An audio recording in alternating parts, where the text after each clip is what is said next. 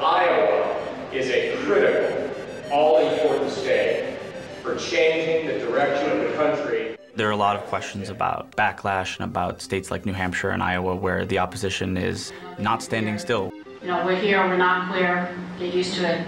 Last year, in 2010, the National Organization for Marriage, which is an anti-gay, anti-marriage group which has existed for a few years, they spent more than $10 million fighting us in every state, fighting us in the battle of public opinion. And that's a lot of money, and they're the tip of the iceberg.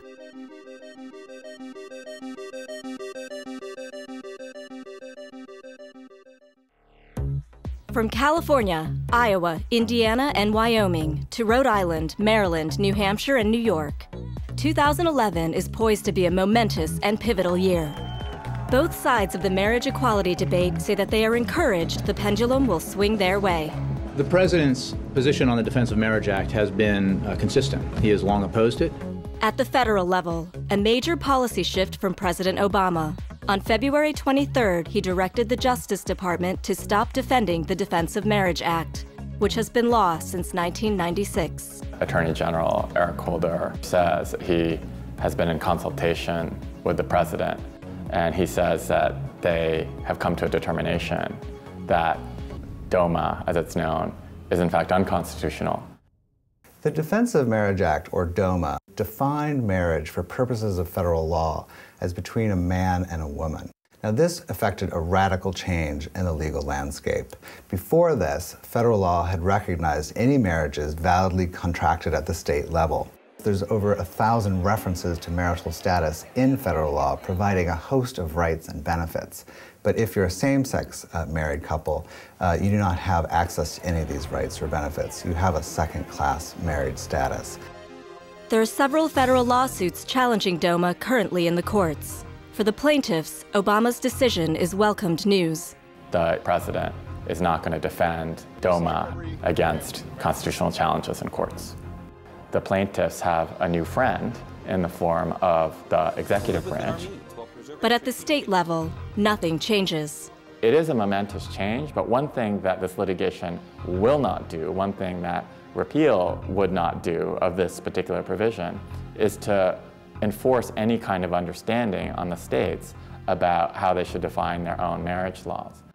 At the start of 2011, 5 states, Massachusetts, Connecticut, Iowa, Vermont, New Hampshire, and the District of Columbia have the freedom to marry. But more than half the country has state constitutional amendments restricting marriage to one man and one woman, 29 states in all, including California. In 2008, the California Supreme Court held that it was a violation of the state constitution to prohibit same-sex marriage. And 18,000 couples got married. However, the ballot measure called Proposition 8 was passed by the voters of California.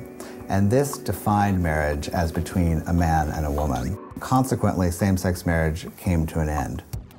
Like DOMA, Proposition 8 is also being challenged in the courts, but currently remains law.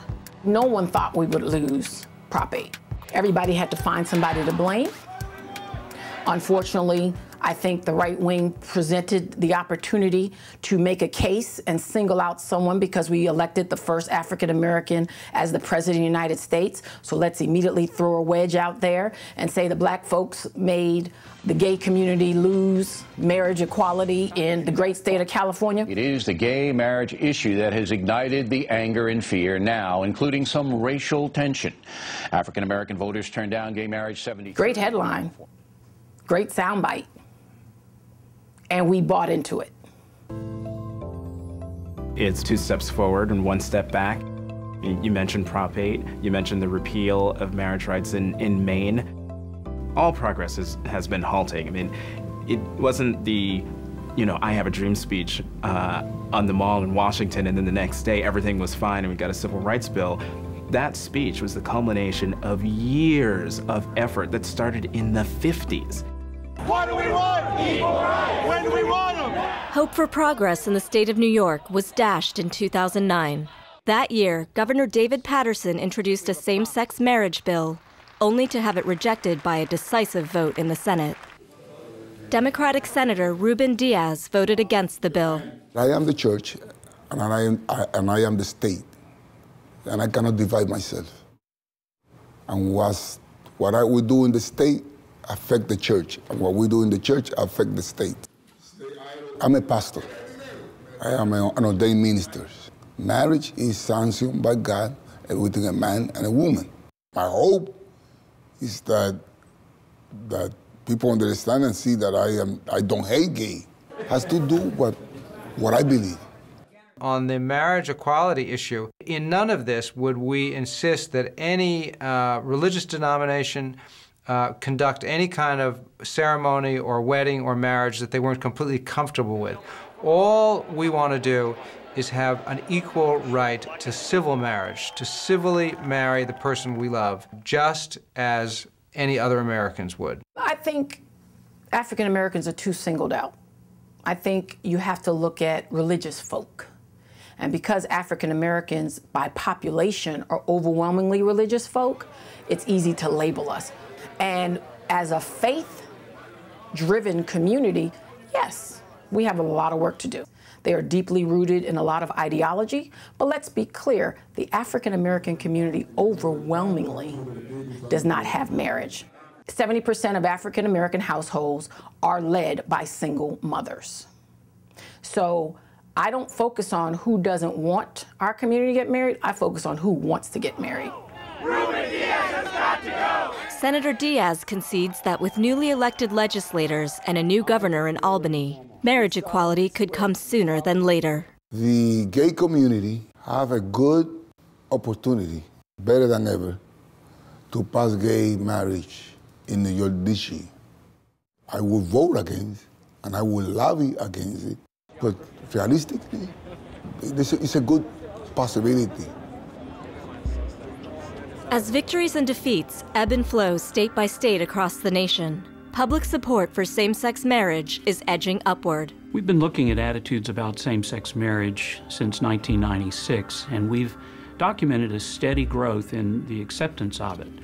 In 2010, we found the highest level of support for same-sex marriage since we began asking this question. 42% of our respondents said that they were in favor of same-sex marriage, 48% said they were opposed. That was the first time that we haven't had a majority saying that they were opposed to same-sex marriage. As public support moves toward acceptance, voters are making their voices heard in public referendums on who has the right to marry. I don't think voters should be in the position to vote on anyone else's rights. Do you think in the 1960s that if you asked the voters of Mississippi, Alabama, Georgia, any of the southern states, should African Americans have equal opportunity and equal access to rights and benefits? No, absolutely not. And so I think to expect that with something as controversial as same-sex marriage, I think is fantasy. For both supporters and opponents of marriage equality, the battle lines have been drawn, but are forever shifting. With respect to the issue of whether gays and lesbians should be able to get married, I've spoken about this recently. As I've said, my feelings about this are constantly evolving. I struggle with this. And to hear Vice President Biden say it on Good Morning America as 2010 was coming to a close, it's only a matter of time. The country's evolving, and I think there's an inevitability for a national consensus on gay marriage. But this is the president's policy. But it is evolving. I think the country's evolving. Social change doesn't happen because everyone digs in and holds on to their current position. Social change and legal change happens because people evolve, because people change their mind. So I think the people who are really important to engage are the lawmakers who maybe voted against us the first time, or the family and friends who a couple years ago in that ballot initiative, they didn't quite get it, they didn't quite see where we were coming from. And as the American people evolve, lawmakers will evolve, judges will evolve. That's how social change happens. So I think we have to embrace that.